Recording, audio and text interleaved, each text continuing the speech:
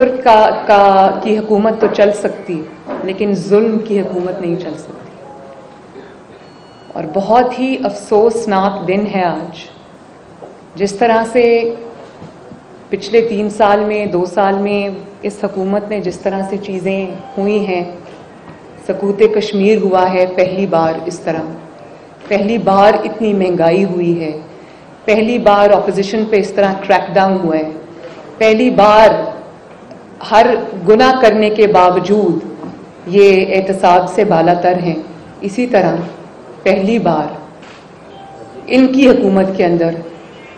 Leader of the opposition کو دوبارہ گرفتار کیا گیا. مجھے اس میں کوئی ذرہ برابر بھی شک نہیں ہے کہ یہ محمد شہباز شریف صاحب کو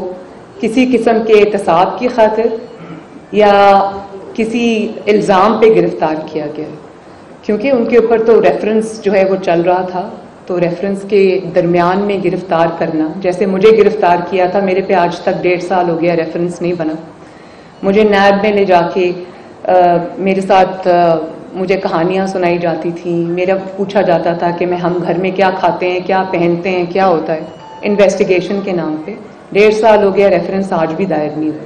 تو شہباز شریف صاحب کو عدالتوں کے اس طرح سے چکر لگوا کے ان کا جو وہ فیصلے پہلے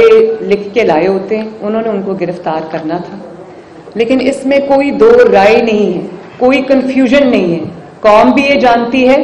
یہاں پہ بیٹھے میڈیا کے معزز حضرات بھی یہ جانتے ہیں، اس قسم کی جو فیصلے دینے والے لوگ ہیں وہ بھی یہ جانتے ہیں، اور مسلم لیگ نون بھی بہت اچھے سے جانتی ہے کہ شہباز شریف کو جس چیز کی سزا آج ملی، جس طرح سے ان کو عدالتوں کے چکر لگوائے جا رہے تھے، جس طرح سے ان کی اولاد کو، ان کی فیملی کو، ان کی بیٹیوں کو، ان کی وائف کو جس طرح سے ظلم کا نشانہ بنایا گیا، اس کی وجہ صرف ایک وجہ اس کی، اور اس کی وجہ یہ ہے کہ شہباز شریف نے سر توڑ کوششوں کے باوجود اپنے بھائی کا ساتھ نہیں چھوڑا. اور انہوں نے نہ صرف اپنے بھائی کا ساتھ نہیں چھوڑا، بلکہ انہوں نے وفاداری کی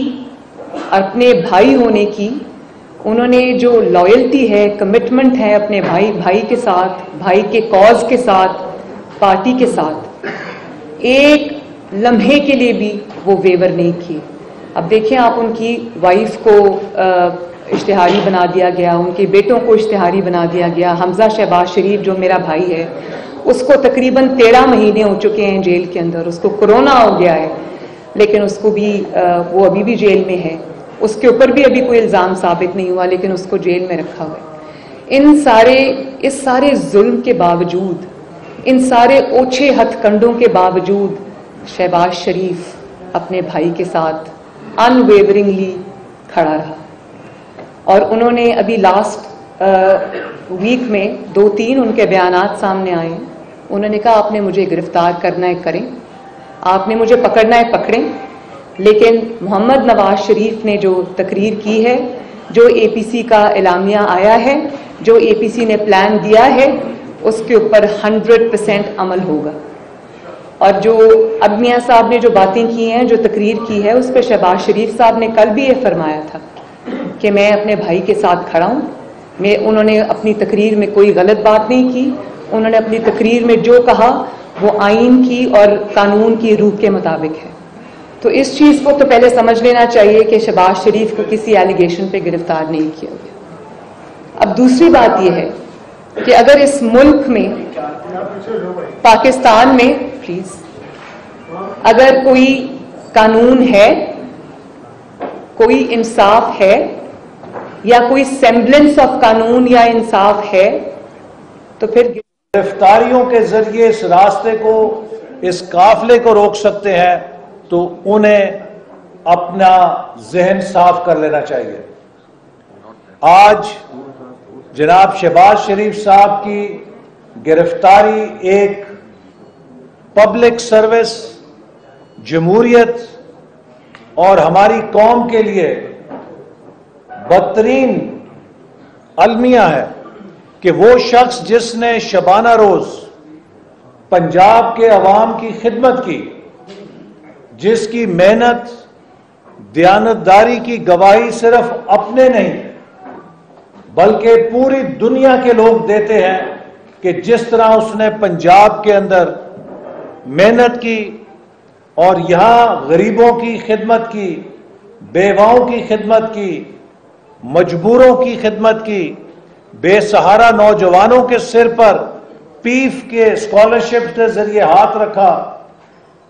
پنجاب کے ہسپتالوں کے دروازے غریبوں کے لیے کھولے مفت علاج کے لیے۔ آج اس لیڈر کے ساتھ جو سلوک کیا گیا ہے یہ ایک بدترین دھبا ہے ہماری تاریخ کے اوپر، ظلم ہے جس کی ہم شدید مذمت کرتے ہیں۔ اس حوالے سے پاکستان ڈیموکریٹک موومنٹ کا اجلاس بھی طلب کر لیا گیا ہے تاکہ اپوزیشن جماعتیں مل کر اپنا لاہ عمل طے کریں۔ پاکستان مسلم لیگ نون بھی ہر ملک کے کونے کونے میں اس گرفتاری پر غیر آئینی، غیر جمہوری اقدام پر احتجاج کرے گی۔ ہم قومی اسمبلی اور سینٹ کا اجلاس بھی ریکوزیشن کریں گے تاکہ اس کے ذریعے بھی احتجاج کیا جا سکے، لیکن حکمرانوں کو ایک پیغام دینا چاہتے ہیں کہ اگر آپ نے یہ طبلِ جنگ بجایا ہے تو ہم اس جنگ کو لڑیں گے اور اس جنگ کو انشاءاللہ تعالی جیتیں گے۔ تو اس کے بعد تو کسی شک و شبے کی گنجائش نہیں بنتی، کیونکہ نیب کو تو نہ بی آر ٹی نظر آتی ہے، نہ بی آر ٹی کی بسز میں بار بار لگنے والی آگ نظر آتی ہے، نہ بلین ٹری سونامی نظر آتا ہے، نہ ان کو عمران خان کے گھر کا اچانک بی آر ٹی نظر آتی ہے، نہ بی آر ٹی کی بسز میں بار بار لگنے والی آگ نظر آتی ہے، نہ بلین ٹری سونامی نظر آتا ہے، نہ ان کو عمران خان کے گھر کا اچانک ریگولرائز 300 کنال کے گھر کا ریگولرائز ہونا نظر آتا ہے، نہ ان کو بڑے بڑے وزراء کی کرپشن نظر آتی ہے، نہ ان کو یہ نظر آتا ہے کہ کس طرح راتوں رات جو ان کے دوست ہیں جہانگیر ترین صاحب، ان کو پاکستان سے باہر سمگل کرا دیا جاتا ہے، اور جب جے آئی ٹی بنتی ہے تو وہ بڑی ڈٹھائی سے یہ کہہ دیتے ہیں کہ میں نہیں آ سکتا، میری طبیعت خراب ہے۔ جب ان کے بیٹے کو بلایا جاتا ہے تو وہ کہہ دیتا ہے کہ میں اپنے والد کی تیمارداری کر رہا ہوں، اس لیے میں جے آئی ٹی میں پیش نہیں ہو سکتا۔ تو بات تو یہ ہے نا کہ جب عاصم سلیم باجوہ صاحب کے اثاثے سامنے آئے، جب ان کی وائف جو کہ گھریلو خاتون تھیں، جب وہ اچانک کہیں سے اثاثے سارے ان کے نام آئے، ان کی انویسٹمنٹ سامنے آئی، تو نیب کو کیس نظر نہیں آیا؟ عمران خان کو وہ کیس نظر نہیں آیا؟ آپ ان کو جب ان کے بیٹے کو بلایا جاتا ہے تو وہ کہہ دیتا ہے کہ میں اپنے والد کی تیمارداری کر رہا ہوں، اس لیے میں جے آئی ٹی میں پیش نہیں ہو سکتا۔ تو بات تو یہ ہے نا کہ جب عاصم سلیم باجوہ صاحب کے اثاثے سامنے آئے، جب ان کی وائف جو کہ گھریلو خاتون تھیں، جب وہ اچانک کہیں سے اثاثے سارے ان کے نام آئے، ان کی انویسٹمنٹ سامنے آئی، تو نیب کو کیس نظر نہیں آیا؟ عمران خان کو وہ کیس نظر نہیں آیا؟ آپ ان کو تو اس کے بعد تو کسی شک و شبے کی گنجائش نہیں بنتی، کیونکہ نیب کو تو نہ بی آر ٹی نظر آتی ہے، نہ بی آر ٹی کی بسز میں بار بار لگنے والی آگ نظر آتی ہے، نہ بلین ٹری سونامی نظر آتا ہے، نہ ان کو عمران خان کے گھر کا اچانک بی آر ٹی نظر آتی ہے، نہ بی آر ٹی کی بسز میں بار بار لگنے والی آگ نظر آتی ہے، نہ بلین ٹری سونامی نظر آتا ہے، نہ ان کو عمران خان کے گھر کا اچانک ریگولرائز 300 کنال کے گھر کا ریگولرائز ہونا نظر آتا ہے، نہ ان کو بڑے بڑے وزراء کی کرپشن نظر آتی ہے، نہ ان کو یہ نظر آتا ہے کہ کس طرح راتوں رات جو ان کے دوست ہیں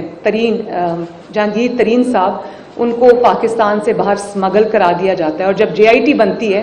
تو وہ بڑی ڈٹھائی سے یہ کہہ دیتے ہیں کہ میں نہیں آ سکتا، میری طبیعت خراب ہے۔ جب ان کے بیٹے کو بلایا جاتا ہے تو وہ کہہ دیتا ہے کہ میں اپنے والد کی تیمارداری کر رہا ہوں، اس لیے میں جے آئی ٹی میں پیش نہیں ہو سکتا۔ تو بات تو یہ ہے نا کہ جب عاصم سلیم باجوہ صاحب کے اثاثے سامنے آئے، جب ان کی وائف جو کہ گھریلو خاتون تھیں، جب وہ اچانک کہیں سے اثاثے سارے ان کے نام آئے، ان کی انویسٹمنٹ سامنے آئی، تو نیب کو کیس نظر نہیں آیا؟ عمران خان کو وہ کیس نظر نہیں آیا؟